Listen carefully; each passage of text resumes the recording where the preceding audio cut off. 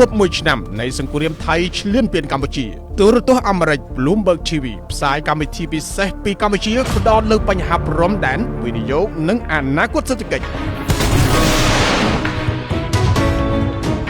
ខួបមួយឆ្នាំនៃសង្គ្រាមថៃឈ្លានពានកម្ពុជាទូរទស្សន៍អាមេរិកកាំង Bloomberg TV ផ្សាយកម្មវិធីពិសេសពីកម្ពុជាផ្ដោតលើបញ្ហាព្រំដែនវិនិយោគនិងអនាគតសេដ្ឋកិច្ចនៅព្រឹកថ្ងៃសុក្រទី24ខែកក្កដាឆ្នាំ